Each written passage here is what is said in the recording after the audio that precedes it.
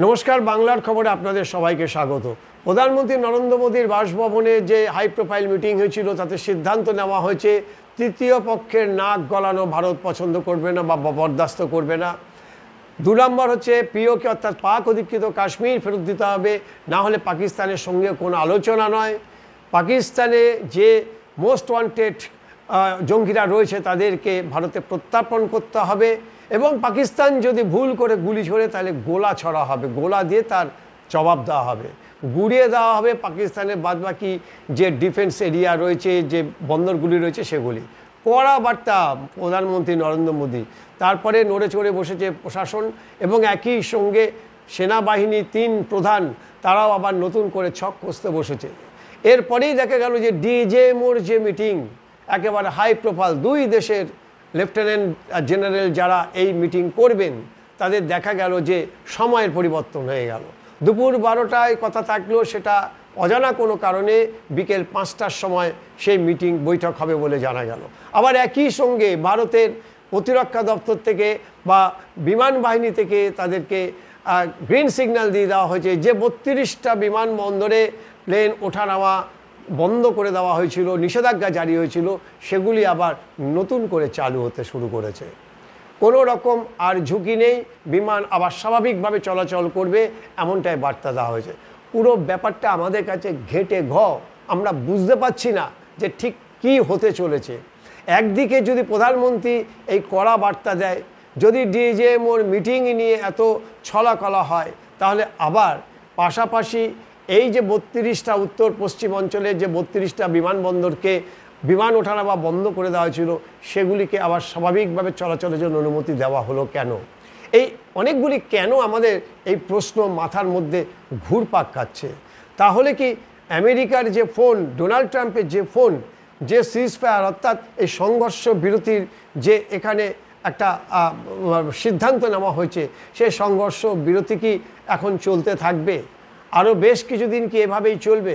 মানে উত্তেজনা থাকবে, বেশ একটা যুদ্ধ ভাব থাকবে, লড়াই ভাব থাকবে, আবার সব কিছু স্বাভাবিকও থাকবে। শুধু বিমান ওঠানামা কেন বলছি, আমরা বিভিন্ন যে সীমান্তবর্তী অঞ্চলগুলি, রাজৌরি, পুঞ্চ, বিভিন্ন পাঠানকোট, অমৃতসর, বিভিন্ন জায়গাতে একেবারে সীমান্ত ঘেঁষা যে শহরগুলি আছে সেই শহরগুলি আবার পুরনো ছন্দে ফিরছে, দোকানপাট খোলা হয়েছে, গাড়ি ঘোড়া চলছে, অর্থাৎ স্বাভাবিক জীবনযাত্রার দিকে ফিরে আসছে। যদি তাই হয় তাহলে প্রধানমন্ত্রীর এই হুমকি বা এই কড়া বার্তা আসলে তাহলে কাকে দিল বা কোন অর্থে দিল, এই বিষয়গুলি না আমরা মেলাতে পারছি না। আমরা খুব আশা করে বসেছিলাম দুপুর 12টার সময় আমরা এই ডিজেএমওর যে মিটিং, যে হাই প্রোফাইল যে বৈঠক 2 দেশের, আমরা সেটা শুনবো এবং তারপরে আমাদের আজকের এই বাংলার খবরের যে এপিসোড সেটি আপনাদের সামনে আমরা পেশ করব। কিন্তু দেখা গেল যে বিকেল 5টা এই ডিজেএমওর মিটিংয়ের আগেই যে বার্তা আমাদের কাছে এসে পৌঁছালো, দেখা গেল যে সমস্ত যে বিমানবন্দরগুলিতে নিষেধাজ্ঞা জারি করা হয়েছিল সেখানে স্বাভাবিকভাবে প্লেন ওঠানামা করতে পারে। অর্থাৎ আগামী কয়েক ঘন্টার মধ্যে এমন কিছু হওয়ার সম্ভাবনা নেই যেখানে এই ধরনের বিপদ হতে পারে যে যাত্রীবাহী প্লেনের ওপরে কোনো রকম হামলা হতে পারে। আর সেই কারণেই তো স্বাভাবিক প্লেন চলাচল করবে এরকমটা একটা সবুজ বার্তা পাঠানো হয়েছে। তাহলে এই পুরো বিষয়টি কি দাঁড়ালো আমাদের কাছে সেটাই এখন পরিষ্কার চিত্র নয়।